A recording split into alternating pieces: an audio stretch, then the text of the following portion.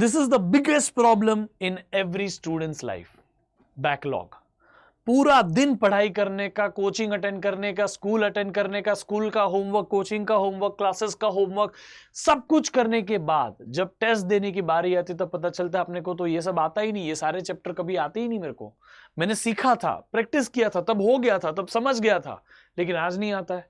तो अगर आप भी कोई ऐसी प्रॉब्लम फेस करो जिसकी वजह से आपका बैकलॉग बढ़ गया है, तो बेटा हम इस छोटे से वीडियो में डिस्कस करने वाले हैं कि कैसे आपको अपना बैकलॉग कंप्लीट करना है without paying much of the worry on it. आपको ज्यादा फिक्र किए बिना, ज्यादा लोड लिए बिना कैसे बैकलॉग को कंप्लीट करना है उसके बारे में एक छोटा सा डिस्कशन होगा।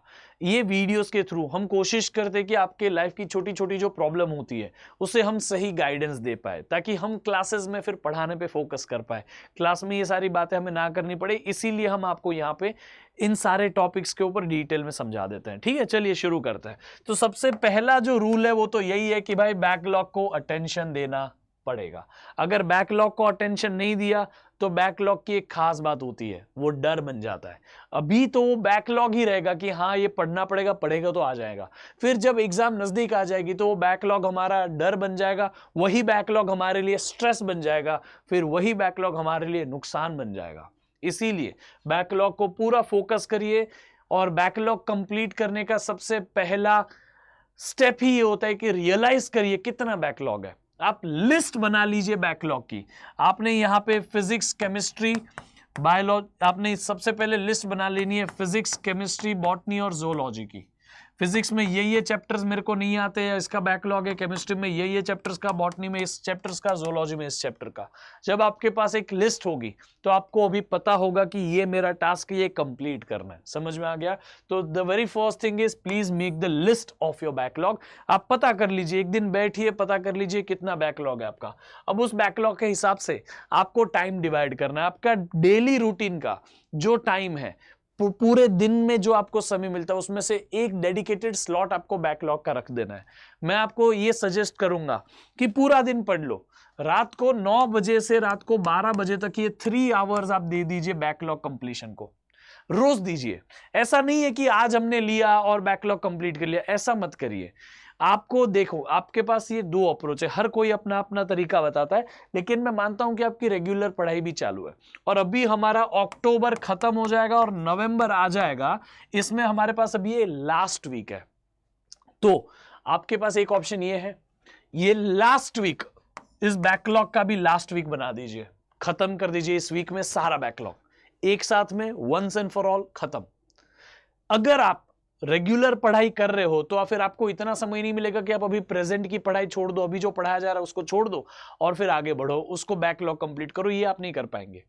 इसीलिए आपको क्या करना चाहिए कि रोज रात को 9 से 12 का, 9 PM to 12, आपको ये 3 घंटे का स्लॉट बैकलॉग को ही देना चाहिए, क्योंकि 9 बजे तक आपका मोस्टली सब क्लासेस, सारा होमवर्क सब खत्म कर लो। सुबह उठो, जो करना है, जब पढ़ना है, पूरा आपका routine as it is maintain करो। रात के जो टाइम है उसमें आप बैकलॉग कंप्लीशन पे आ जाओ। ये टाइम बैकलॉग का है, इसमें कुछ नया नहीं सीखा जाएगा, सिर्फ जो बाकी है उसको कंप्लीट किया जाएगा। ऐसे आपको डेडिकेटेड टाइम स्लॉट रखना पड़ेगा बैकलॉग के लिए भी और प्रैक्टिस के लिए भी। बैकलॉग अगर आप कंप्लीट कर रहे हो और उस बैकलॉग को अप्लाई करना नहीं सीख रहे हो, अगर आपने एक कॉन्सेप्ट सीख लिया, लेट्स से एनएलएम आपका बैकलॉग है, आपने उस एनएलएम के क्वेश्चन कैसे होते वो नहीं प्रैक्टिस किए, तो बैकलॉग अभी भी आपका बैकलॉग है। आपको अभी फील हो रहा है क्योंकि आप उस मोमेंटम में हो, तो फील हो रहा है कि हाँ हो गया, कर लूंगा मैं, लेकिन वापस जब एग्जाम आएगी तब यही चैप्टर वापस बैकलॉग में आएगा। सो बैकलॉग का एक रूल याद रखना, नेवर रिपीट बैकलॉग। बैकलॉग वापस बैकलॉग ना बन जाए, इसीलिए ध्यान में रखिएगा कि आपको जब भी आप बैकलॉग सीख रहे हो, कंप्लीट कर रहे हो, तभी उसकी प्रैक्टिस कर लीजिए और उसके साथ में उसकी नोट्स भी बना लीजिए।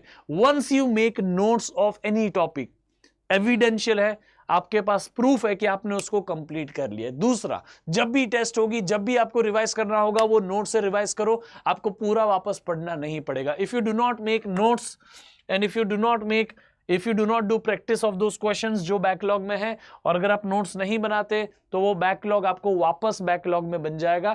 जो चैप्टर आज आप फिनिश करने के लिए अलग से टाइम दे रहे हो, वापस आपको टाइम निकालना पड़ेगा फिनिश करने के लिए, तो वो आपका नुकसान है। ये गलती मत करिएगा कि बैकलॉग को सिर्फ ऊपर ऊपर से रीड कर लिया, हाँ ये ऐसा ऐसा होता है, याद कर लिया, ऐसा नहीं होता है। Backlog does not work like that, ठीक है, याद रखिएगा। इसके साथ में आप जब भी बैकलॉग की लिस्ट बना चुके हो ना, जो बैकलॉग की आपके पास लिस्ट है, उस बैकलॉग की लिस्ट को हर दूसरे दिन या हर एक हफ्ते बाद रिव्यू करिए कि भाई अब इस लिस्ट में से मेरा ये हो गया, ये बाकी है। एक बार और पता कर लीजिए कि क्या कोई नया टॉपिक बैकलॉग में आ गया है क्या। होना नहीं चाहिए कि आपके पास नया टॉपिक आए। आप जब बैकलॉग कंप्लीट कर रहे हो तब आपको यह भी ध्यान रखना है कि अभी आपका प्रेजेंट ही आपका बैकलॉग ना बन जाए। इस हिसाब से प्रेजेंट पे फोकस करना है, वरना बैकलॉग करो फिर प्रेजेंट का बैकलॉग बनाओ, फिर फ्यूचर वाला प्रेजेंट बनेगा, उसका बैकलॉग बनेगा। ये बेटा विशियस साइकिल है, चलती रहेगी। इससे बेटर है कि अभी से सीरियस पढ़ाई करना चालू करो, उसकी प्रैक्टिस करना चालू करो, उसकी नोट्स बनाना चालू करो। If you study, if you practice and if you make notes, your part of the syllabus is complete. समझ में आ गया? एग्जाम के लिए फिर आप तैयार होते उस तरह से। तो प्लीज रिव्यू करते रहिए और जरूरत पड़े तब तक बैकलॉग को रिवाइज करिए। समझ में आ गया? ये आपको काम देगा। तो आई होप कि आपको समझा किस तरह से आपको बैकलॉग को डील करना है। Do not miss present syllabus, do not miss present topic. अभी आप जो सीख रहे हो उसको कंटिन्यू करते हुए बैकलॉग कंप्लीट करिएगा। आप अभी का चीज मिस करोगे, सोचोगे मैं एक साथ कंप्लीट करता हूं, अभी छोड़ देता हूं एक हफ्ता, तो आप बैकलॉग कंप्लीट करने के लिए आज जो पढ़ाया जा रहा है उसको भी बैकलॉग बना रहे हो। Please do not make this mistake, okay.